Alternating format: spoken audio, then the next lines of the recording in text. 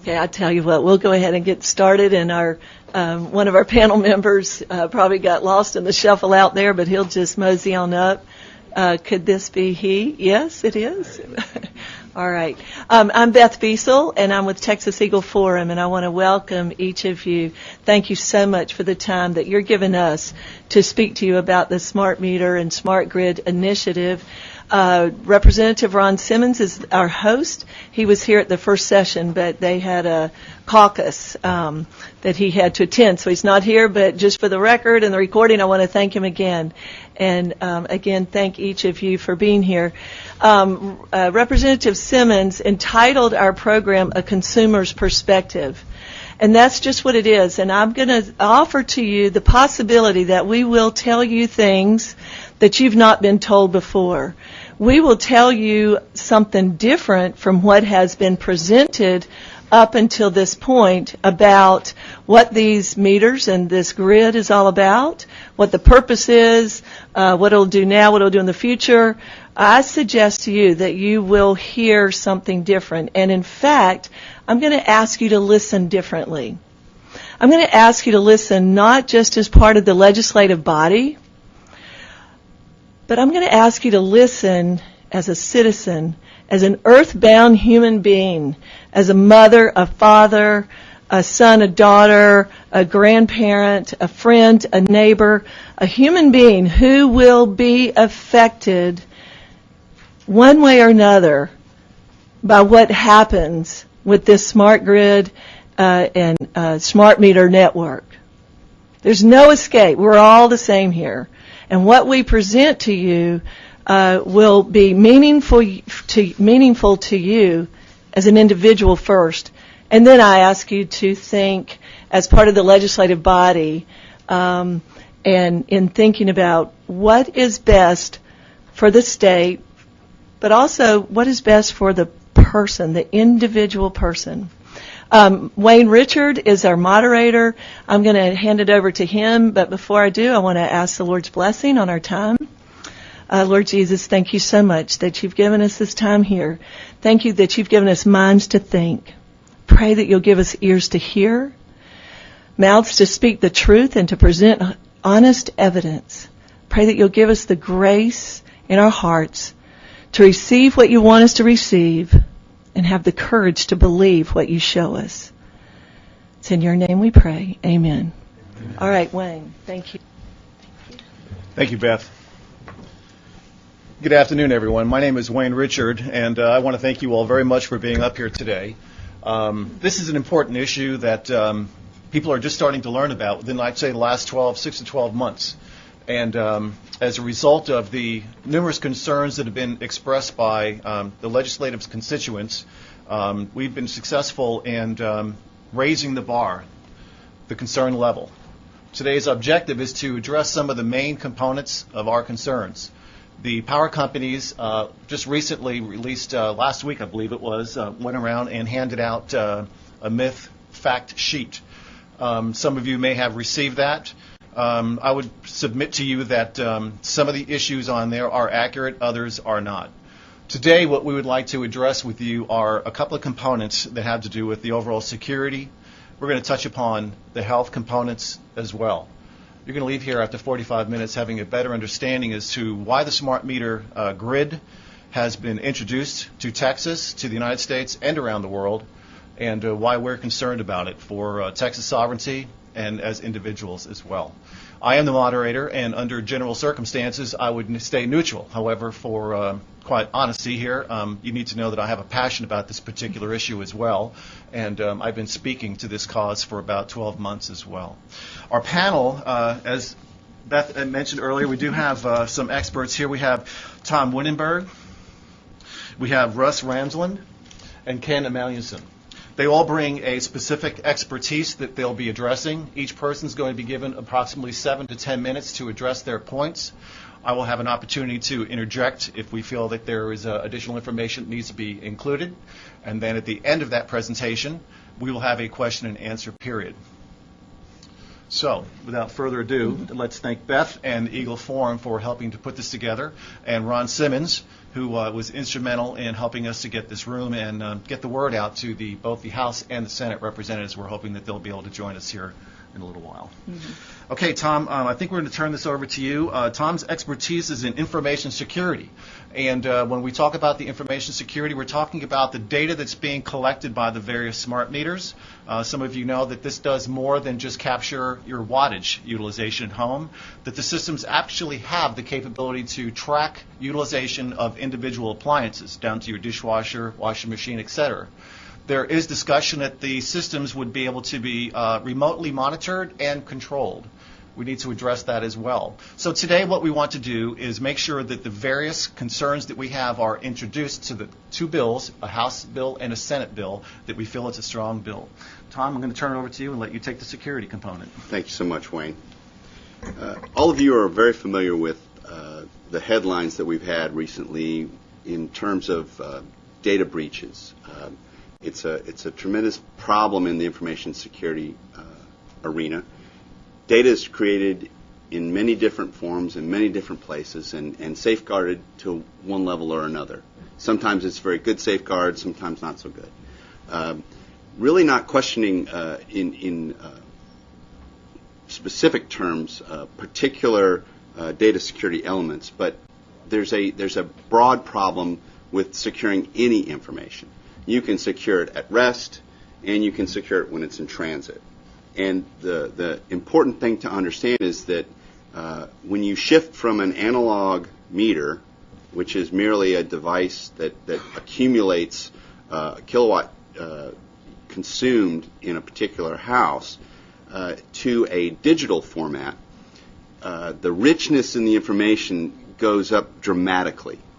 It's the difference between having a number and having a whole series of data that from which you could discern very interesting patterns, such as when you turn lights on and off, when your refrigerator goes on and off, when your alarm system is enabled and when it's not.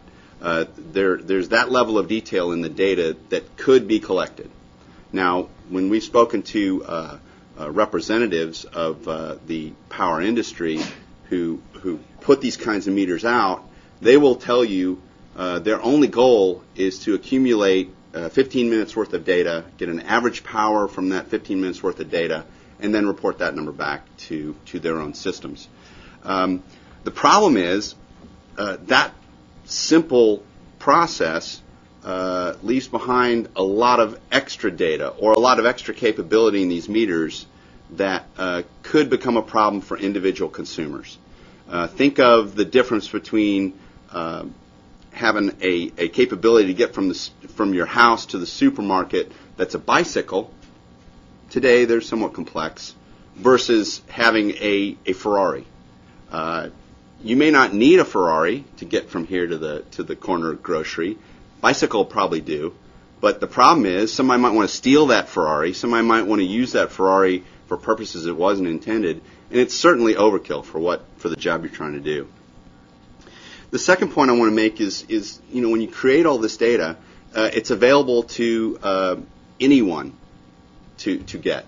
Now, measures can be put in place to encrypt the data, for example, when it's being sent from your smart meter back to the power company to make decisions about what's going on and how to make sure we have a sufficient amount of generating capacity. But in the end, that's your data. Now, they take great pains to tell you that it is your data and that they're only going to use it in certain circumstances. But how many people have read every word of their end-user license agreement for the software you use on your computers? Nobody. So there are ways that data might be misused by people, not maliciously, but just in ways that were unintended when it was put together, when this idea was put together. Another thing is that if that data has been created, it is accessible. There's a variety of ways somebody might be able to get to the data that was collected at your house, even before it gets sent back to the power system. Maintenance personnel have access because they need to be able to troubleshoot your meter in the event there's some sort of problem. And since those administrative people, those people have administrative access, the machine in its own nature can be reprogrammed. It takes some level of sophistication to do that, but that capability is there. You can't reprogram an analog meter. So this is a new capability, a new potential vulnerability that we have at each and every house, not just the infrastructure, but at each and every house. The next point I want to make is that when you talk about encryption, so encryption is an implementation of cryptography so that information can stay confidential. I don't want everybody to know what my electricity bill is or the data that's collected from my house about how my power is used. So they're using encryption to protect the data from my meter to their system. Encryption, in the way that they have implemented it, is intended to be point-to-point, my house to their power system. But there's questions about that. How easy is it to maintain that encryption system? The management of the keys that allow that encryption system to be claimed to be very secure and unbreakable, it's a difficult problem. The military has problems with distributing those keys, least of which do the civilian folks have that kind of a problem. So encryption that was designed to be a point-to-point solution may not work so great when you're talking about trying to collect data together and move it to another place, which is one of the claims in this grid, where you're collecting a lot of different houses worth of information and trying to send it back efficiently and reliably. So there are a lot of consequences to moving from a basically analog system to a digital system. I've already touched on key management. Another feature that is a security concern is that the method of transmission of this information from your smart meter back to the infrastructure is wireless. Well, we're familiar with wireless from using cellular phones and from using Wi-Fi at a hotspot like at Starbucks or in your own home. Well, wireless among security professionals is known to be inherently less secure than other methods of transmission. If you're transmitting over a wire, you can take steps to protect the information that flows over that wire. You can put it in conduit. You can do a number of other things. But you can take steps, and it's a much better understood technology to secure. Wireless, not quite as easy to capture the air and protect the air, because that's the medium where wireless is going. So that's a concern. Have all those problems been solved with the way the companies are deciding they want to do this? In my opinion, no. They're not all solved. So one of the things about moving from analog to digital is that, as I alluded to earlier, this analogy of a bicycle to a Ferrari, the problem with having all that extra capability is that it can be unintentionally, your meter could be unintentionally subverted for, nefarious purposes. Notice I said unintentional. The power companies are going to tell you, well, our plan is we're going to collect this data and it'll be pretty much benign, and if you opt in to letting us control your appliances, then we'll be able to sort that out as well. But the problem is, as you add complexity, you've got a larger, what we call in the information security business, a larger attack surface against which people could find vulnerabilities and find problems and somehow overcome the security that was put in place to protect your data. So there are a lot of unanswered questions when it comes to the information security of this system. And we just want consumers to be aware, and we want the government to understand that when the Public Utilities Commission says, well, there must be a capability in these meters to be able to collect information at a 15-minute interval and to be able to turn things on and off because that's what the consumers are going to want at some time in the future, you have to ask yourself, okay, if that's the only requirements, why do we have a Ferrari and not something closer to a bicycle? Thank you. Thank you, Tom. You know, there's a component that needs to also be considered regarding the data that's being captured. We're being assured by the utility companies, the electric providers, that data, for example, when you turn your particular oven on, when you do your dishwasher, when you wash your clothes, down to what channel you happen to have on your TV set, when you turn on your hairdryer in the morning. That information is considered lifestyle pattern data. And to a marketing company, that is referred to as the holy grail of information. Let me give you an example. There's a value to that we're losing as consumers. You all have a loyalty card with Tom Thumb, with Kroger. You get a discount when you purchase at the cash register because the information that they're getting from you, what are you purchasing as a consumer, is valuable to the marketing companies, because then they turn over and sell that information then to the various manufacturing firms. The holy grail is they know when the product is shipped to Tom Thumb because they have barcodes. Now they're able to track who's purchasing a product at a particular point in time. That's number two. The holy grail is when and how is that product being utilized? When are you actually turning on your hair dryer? Because the way the technology is heading with advertising, you're all very familiar with this, they want to personalize and standardize the ad that's directed to you at that one particular point in time. So you wake up in the morning, you have your cell phone, and they will deliver a message to you. You just did your hair dryer. Chances are you're getting ready to brush your teeth. Suddenly you get a Crest commercial because they know exactly when to deliver that message to you. It's personal property. It's your intellectual property. There is a value to that. It's a value that we're losing because we're giving that data away to the utility companies. They're assuring us that they won't use that data. But I'm here to tell you, there are trillions of dollars worth of valuable information from the individual lifestyle pattern. Remember, these smart meters are being installed worldwide. So you think about the value. When you go to Tom Thumb and you get $4 marked off your bill, think about what the value is when they refer to it as the Holy Grail. Now, I think it's important here because some people may not be aware of what's actually taken place. The smart meter discussion actually started in the 79th legislative session.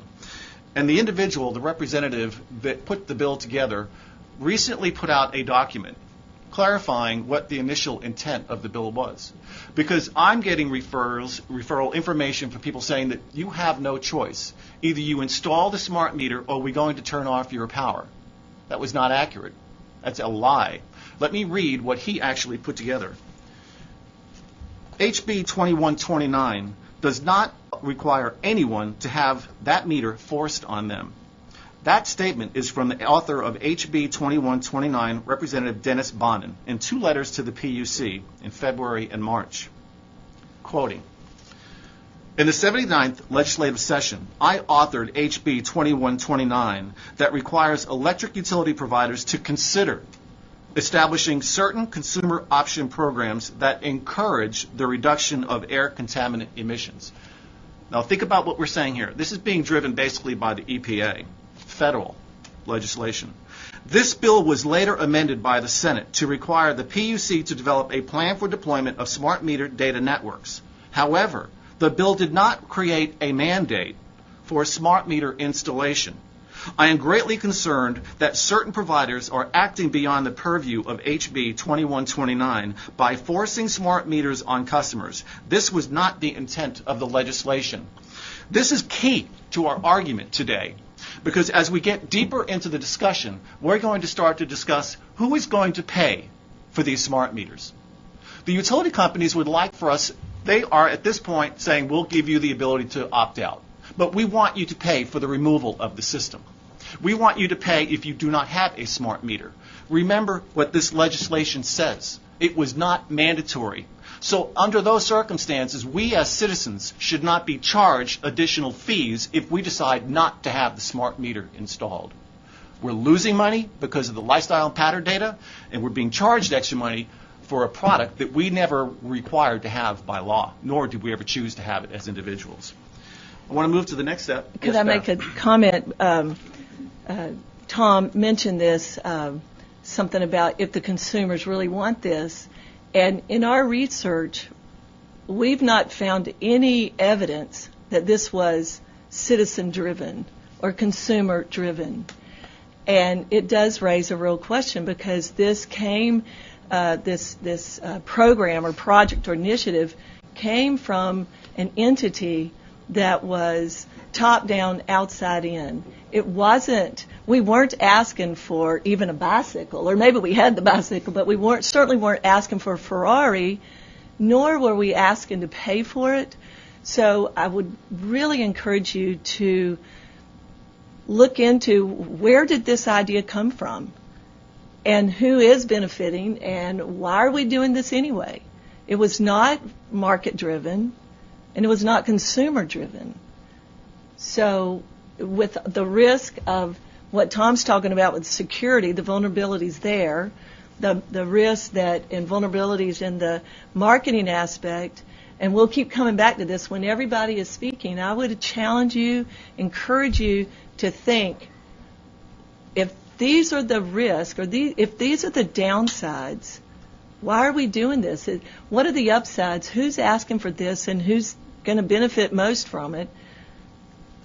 At this point, I'd like to turn it over to Russ Ramsland. Russ is a MBA Harvard graduate, and Russ is going to be talking to us a little bit about Texas grid independence. For those of you that may not be aware, Texas actually has her own independent grid from the rest of the country, which is key for us to maintain that for Texas sovereignty, number one. So I know that you're planning to touch upon that and several other items. Yeah. In response to the theme that Beth started, this whole thing is most easily traceable, and you can Google it, to a report that was done in 2003 by the Department of Energy. It's entitled Grid 2030, a National Vision for Electricity's Second 100 Years. I'm going to read you just a few quotes so you'll get an idea of what's in this document and where this comes from. But let me read you first the quote that comes from their summary paragraph. Grid 2030 is a fully automated power delivery network that monitors and controls every customer and node, ensuring a two-way flow of electricity and information between the power plant and the individual's appliance, and all points in between. Its distributed intelligence, coupled with broadband communications and automated control systems, enables real-time marketing transactions and seamless interfaces among people, buildings, industrial plants, generation facilities, and the electrical network. This is a central planner's dream. Now, these are the same central planners, by the way, that if you read through this document, will find didn't have a clue that natural gas, a scarce 3 years later, would be the greatest energy source for electricity generation in the country. This paper is all about shifting us to wind power, to all sorts of other alternative green energies, and to charging you according to your usage, or discouraging you in their charging process according to your usage. You can see that. If you look at this document, does the government plan to obtain and use your data to control you? Well, let me read you a paragraph there.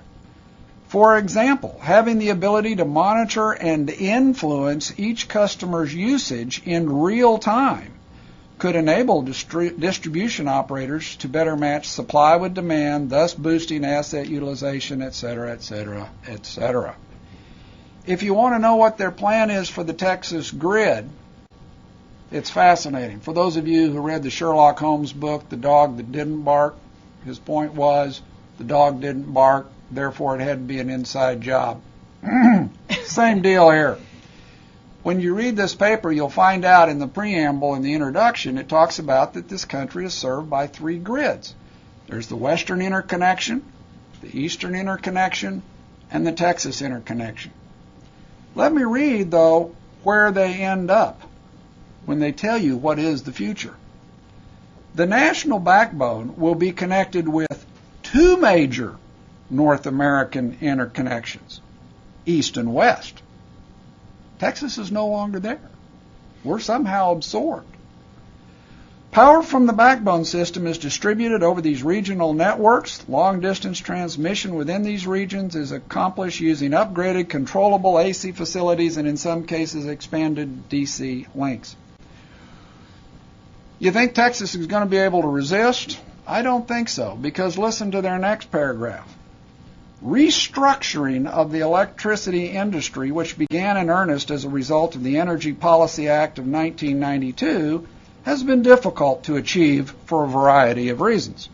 For example, the Federal Energy Regulatory Commission regulates interstate wholesale markets. State and local agencies regulate retail markets. The physics of electricity means that markets are typically regional in scope. Yet, the multi-state solutions that are needed to restructure to occur require a degree of intergovernmental cooperation that has been difficult to achieve thus far. If you don't understand what they're telling you here, I suggest you get the paper and read it more slowly, and it'll come to you really quickly. This is about a centralized, government-controlled grid. And if you happen to be in an unpopular state like Texas, if you happen to be in a red state like Texas, you may find that your power is being pushed out to the East Coast and the West Coast, the two North American regional interconnections that will exist in order to serve those communities more than your own community. It doesn't have to be taking your power. It can be simply charging your power at different rates for different reasons. Because now, this gives you the ability to control every single person's billing and give them any incentive or disincentive in terms of the time billing or what you're using it for or when you are using it. I'm going to touch for a moment on public health. I am not a doctor, but there is now significant medical opinion and study that low-level, i.e. non-thermal, radio frequencies probably contribute to metabolic and genomic damage. And I can just show you jillions of papers. Here's one, SmartMeters, correcting the gross information. This is signed by 50 PhDs and MDs. This was a paper in Canada. Here's a paper by the American Academy of Environmental Medicine saying that this is a bad deal for all of this RF and why. Here's a paper presented by a doctor here to the PUC August 18th, 2012 that talks about the problems involved with all this RF stuff. All of these explain to you why comparing the radiation from this meter to that of a cell phone is a totally bogus comparison. They also explain why saying it conforms to FCC guidelines is totally bogus. And the reason's simple. The FCC guidelines are using 1986 information. We were still sending faxes in '86. We didn't have the internet that was commercially available. There were very few cell phones. I had one. It was about half the size of a shoebox. That's the technology that this thing is looking at in order to tell you that this is safe. I laugh. I said it kind of reminds me of a medical journal discussing best practices with a discourse on bleeding people with leeches, because that's sort of where it is. Little things like the studies all focus like one smart meter and you are at the edge of the node. But that's not the truth. This is an array. This is a mesh array. What that means is you may not have a smart meter at your house, but you are inside the network. You are inside the computer chip. You are inside that array, whether you like it or not. So you can help by taking out your smart meter, but you're still going to be bathed in this stuff from head to foot. It's not like a cell phone that gives you something right into your head here. This bathes you from head to foot, and that's why this is much more problematic than just the cell phone issue. This uses burst technology. In other words, it sends out signals in a burst. When it sends out signals in a burst, it's very high. So talking about it as an average is a little disingenuous also. Not only that, but the bursts continue throughout the day, so that your body doesn't just get a burst and then has 23 hours to recover and then get a burst. No, this happens every 15 minutes throughout the day. In many cases, and I don't know about Texas, but in many cases, for instance, I know about California, the environmental impact statements were totally waived. Why was that? Why was that? I guess an analogy, it can be contrasted to cigarettes, in that the makers of cigarettes and their studies said that cigarettes were completely safe until they weren't. At least the cigarettes, however, were voluntary. They weren't forced on you. You didn't have to smoke. And by the way, you weren't fined or penalized if you chose not to smoke. But in this case, you are going to be penalized if you decide to opt out and they get to charge you extra. So there's just some real severe problems. And I would encourage you, if you want to see any of these materials, I've got them. Be glad to share them with you. But the real question is, do you really want to bathe your little ones, your children, your grandchildren, in a head-to-toe bath of extra radiation for the sake of your utility company and the federal government's utopian dream? That's kind of what it boils down to. And this argument that you've already got a lot of RF radiation out there is kind of like the argument that says, well, if you're smoking 2 cigarettes a day, why not just a pack? Why not 2? It's the same logic that is being applied here. And since we don't know what the thresholds are, there has been, other than lots and lots of studies that say there's a problem, including the World Health Organization now, we don't know what these impacts are. So avoiding it would be a good idea. Privacy. I was the chief financial officer for the most advanced residential broadband company in this country in 1999 to 2002. We were a victim of the internet crash. But it was very interesting because we delivered over an all-IP network your television, your telephone, your everything. And I cannot even begin to describe to you how much we knew about you. We knew every ad you watched or didn't watch. We knew how many hours of the Golf Channel you watched each month. We knew how much of ESPN Formula One racing you watched each month. We knew what porno you watched each month. And we would create psychographic profiles of you. Do you know that Callaway golf clubs will pay you 10 times the amount per impression to throw an ad to a person that watches 90 minutes of the Golf Channel every month as opposed to someone who doesn't? When Wayne talks about the advertising gold mine, the ultimate holy grail, this is it. And guess what? You can determine what people are watching on television through their power usage. How does that happen? Well, it was demonstrated at the University of Münster in Germany in their Institute for Applied Sciences. And they went through there, and they could look at your power usage because as you use power on a television set, light scenes are different than dark scenes in the power usage. So they could go through and you can take a pattern, what they call a fingerprint, and you can compare it to the fingerprint of all the things being broadcast at the time, and you can say, he's watching Casablanca. Or no, he's watching 90 Days. Or no, they're watching this. Or they didn't watch that. And so it is possible with the access to your data. Now, you will be told, no, they're not going to access your data. Everything in Grid 2030 says that's absolutely the idea. Say, no, we're not going to control your appliances. We're not allowed to do that. Only right now. In Aargau Canton in Switzerland, you cannot use your washing machine. The only appliance you can't use between late morning and early afternoon, your washing machine. All the other appliances work. Those won't. They will. They plan on it. It's part of the deal. So, you ought to have the option to opt out, and it shouldn't cost you. It ought to be just that simple. General Petraeus gave a very interesting statement near the very end of his tenure at the CIA.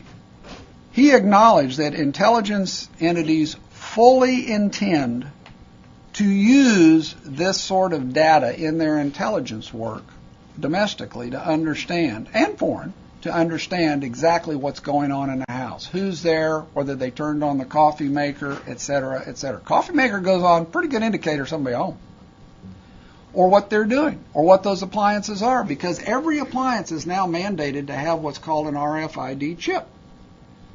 Now that chip tells it what appliance it is. When it switches on, it tells you, hey, I'm a coffee maker. Hey, I'm a refrigerator. Hey, I'm the oven. Hey, I'm whatever. I'm your electric razor. So there is no security, really, as to what will be done with this data. You have no rights with what is this in terms of the long run. You're depending on a legislator to protect you from this, possibly, or a court. These are the same people that told you that income taxes will never be more than 7%, and that's why we needed to have the 16th Amendment. But here's the real interesting part for those of you right here in the Capitol. It's a terrific political weapon. Because if you happen to be taking an unpopular stance, you may find out that suddenly everybody knows a whole lot about you that you didn't know that they knew. Do you as a politician want every move that you make, every TV show you watch, every appliance you use, and when you use it, available to your political opponents or those who wish you to behave and vote properly? That's just a small sample of what happens down now at the individual level as this thing gets deployed. And that's why this thing is such a problem, and people need to have an opt-out. It doesn't have to be all the way to analog. It could be a digital that goes through a hardwired telephone wire. That works. Everybody in here probably has an alarm system that does that right now. It could be your total usage once a month, no meter reader needed. But that's not what they built. They built a 16 gigabyte memory computer that is a smart controller, not a smart meter. Ken Manningson. Yes, I appreciate the opportunity to speak to y'all, and I want to expand a little bit on what's been said before. A lot of what's been said is covers areas that I'm intending to talk about. One of the biggest issues, and this has been touched on before, but I just want to clarify what we're talking about. They call this a smart meter. So that gives you the idea that maybe it's just a little bit of an upgrade over the analog meter, which we've always had on the side of our house. I'll give you an idea. When I was younger, I used to build, install, and maintain business computers for companies in my town. And these computers were capable of doing all of the accounting work, all of the word processing, all of the data retention work that was required to run a small business for years on end. A business computer in every sense of the word, fully capable. The capabilities of these computers that they're sticking on the sides of your house make those computers look like a calculator. These things are not just meters. Okay, these are monitoring and control computers. They are very sophisticated. They are very powerful. And going back to what was said earlier about the idea that, well, we've got a bicycle. Okay, maybe the bicycle's not quite up to snuff. But yes, they have put together a Ferrari or a Hummer or whatever metaphor you want to use. This is an extremely powerful computer strapped to the side of your house. Now, if they really just want to digitally monitor what usage is, that can be done with a very simple, very inexpensive microcontroller. I have a background in automation, and I have spec'd out, I have reviewed, I've purchased and installed many microcontrollers in my career as an engineer. I can tell you that it doesn't take very much in terms of computer capacity or calculation capacity to put a monitor on a signal and to say how much that is and to report it back. That takes very little. That could have been done in the 1980s with the technology we had, very cheaply and inexpensively. Very easy. Does not require a sophisticated computer with megabytes of memory on board that stores and analyzes data at that level. It's not required. So we have to assume that companies operate in a rational way, and they would purchase the device that meets their needs. It wouldn't make sense for them to purchase a machine that does 100 times or 10 times as much as they would need and spend more for that device. That makes no sense. No, that we have to assume that they bought a machine that does what they intend to do. And this machine, again, the idea that these computers that are being put on the side of your house, that these are intended to count pulses and report those back to the mothership, that's what these are for, you're dreaming. If you believe that, you're a gullible person. I'm just being honest with you. Nobody that's rational could believe that this device, that this monitoring and control computer, as sophisticated as it is, was built to simply count the number of pulses on a wheel and send that back to the home office. These devices are designed to do exactly what we're talking about in here, and they are being used. These devices actually are manufactured. It's a company called Landis Gear. You can find some of the specs. You can't find. It's very difficult to find all the specs of these machines, but if you look them up, it's Landis Gear. It's a European multinational corporation. They've been installing these systems and these networks around the world, and believe you me, they are being used to monitor and to control the usage by the individual customers at the customer level. So that's what this is designed for. That's what these are being used for, and that's what's being deployed across Texas, while at the same time people are looking you in the eye and saying, we would never do that. We would never use that sophisticated computer for what it was designed for. I mean, does anybody believe that? I don't. If you look me in the eye and say, yeah, well, I strapped a sophisticated computer to your house, but I'm not going to use it for anything that it was designed for. I just want to count how much juice you're using, which is what your old machine did too. Okay? Well, you just spent a whole lot of money to buy a bunch of equipment that does, according to you, the same thing that the old one did. That makes no sense. Nobody that's intelligent would believe that. These computers are designed to monitor and to analyze each person's home and their electricity usage. And I hope that you're sophisticated, that you can see that these are not simple little devices, and that this is clear. Following up on the question of microwave energy, Russ mentioned earlier that the microwave energy has the specs that they use as a guideline were developed in 1986, and they were mostly designed to really, frankly, to make sure that you weren't going to burn anybody's skin. That's what they want to, because microwave energy, just like in your microwave oven, at a high enough intensity, it can actually cause thermal damage to human tissue. We know now a lot more about the human body. We know a lot more about DNA. We know a lot more about the origin of pathologies in the human body than we knew than we knew 30 years ago. And a lot of the more recent research has been drawing into very strong question whether or not the sanguine view of microwave energy in high concentrations was the correct diagnosis. As was mentioned, the World Health Organization has recently come out just in 2011 and has determined that at doses that were previously thought to not be harmful, that microwave energy is a possible carcinogen, depending on the circumstances. Now, just to put this into perspective, it may be that if your smart meter is on the back of your property and it's far from your nursery, and it's the only one, and you're out in the woods, that's not going to cause you a lot of an issue. Maybe so.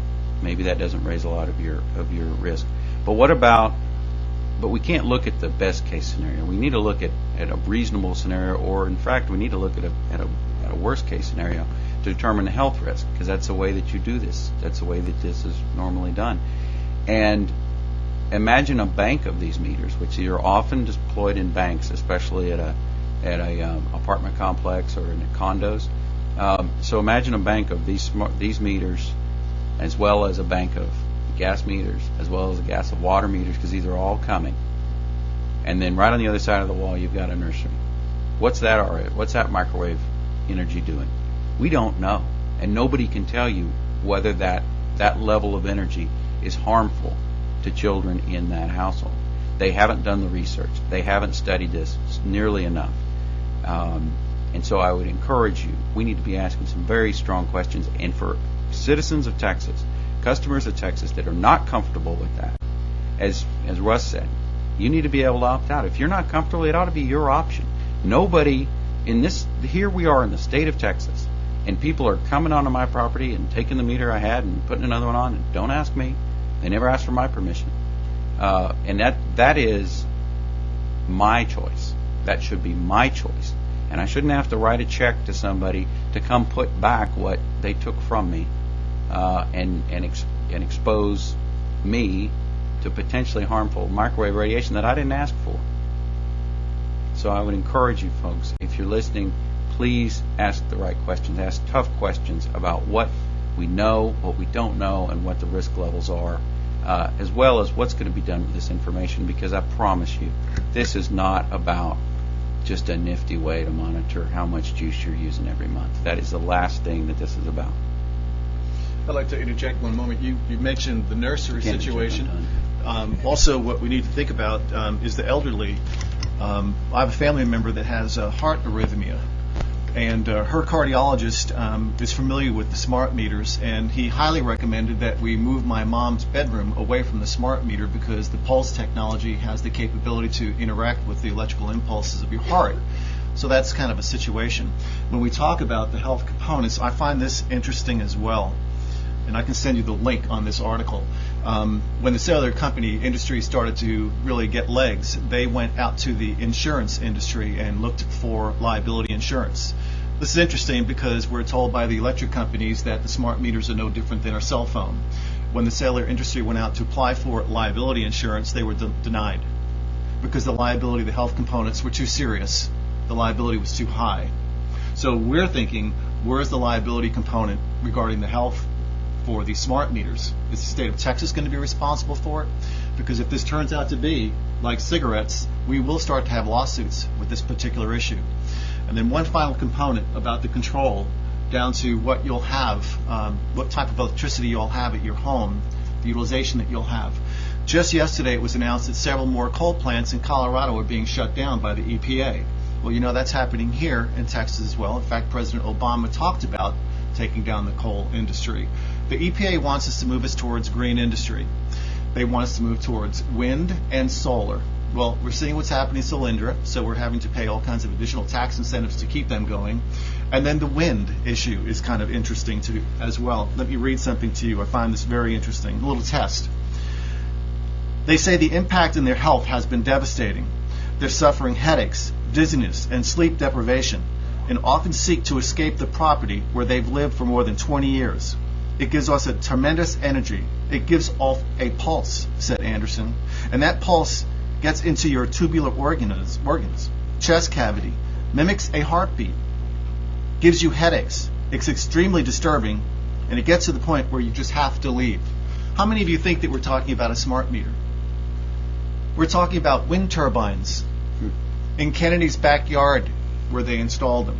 They're deinstalling the wind turbines. So once again, we jump ahead with the technology before we do the study, and they're having to remove them. We're being told that we have to get off our natural gas, we're having to get off oil, shut down the nuclear plants, and rely upon green energy. If it's not windy, it's not sunny out, they're going to come in and shut down our power. And I also believe what they'll do is they'll share our power as they go to two grids as opposed to us being independent, and they'll take our power and move that to other parts of the country, connect the dots. That's all I have. Beth, is there something you'd like to add? Well, I think it's been touched on a little bit, but maybe just another angle or just a challenge to observe that the ones who are selling this are telling us that we have an energy crisis. And yet they're the ones who are shutting down our coal plants.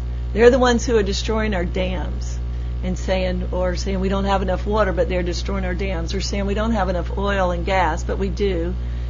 So this whole industry, this initiative, seems to me to be built on a house of cards, because it's built on the fallacy that we have an energy crisis. So I would ask you, do we really? Or is it just a crisis created by EPA, regulatory overreach, Department of Energy, and who knows what other regulatory agency that says, no, you can't have power plants, no, you can't build more dams, no, you can't hydrofrack, if that's a verb. So I just wonder, what's driving this? I think there are a lot of people in the Capitol here who really think we have an energy crisis, but I don't think we do. So I just offer you the challenge to ask yourself and find out, do we really? Is this for real?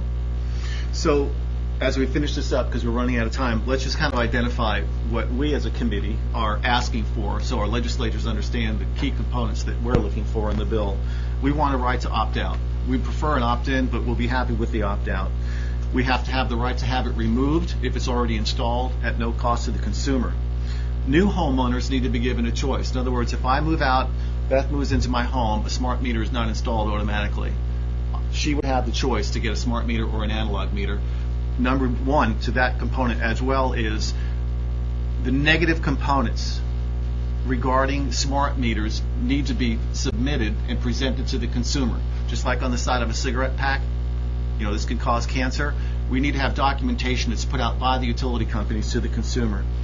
So that would go to all the homeowners, apartment owners, and business owners identifying the risks. We want to clarify in the bill that there'll never be data collected, the lifestyle patterns that we referenced earlier. We want to document in the bill no ability to modify or cut off your service. In other words, they can't cut down the power that you're utilizing in your home. You have 100% all the time. And no indemnification to existing state or federal laws. In other words, if they write this bill, in one of the bills, it indemnifies the power companies from any future liability or lawsuits. We don't think that's fair. Just like the cellular company couldn't get liability insurance, they need to be out on the hook if they do this.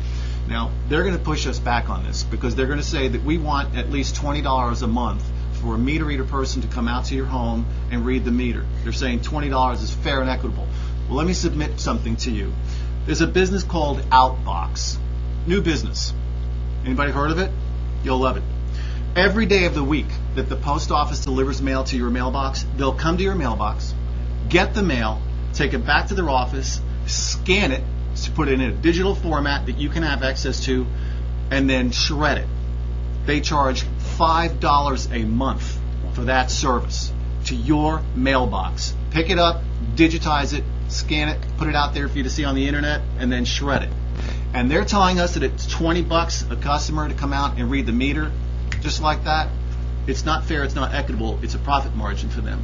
But what we need to do as citizens and to our legislatures, there should be no additional cost incurred because the way the bill was written originally, it was not mandatory. We should not be charged mandatory any type of a fee.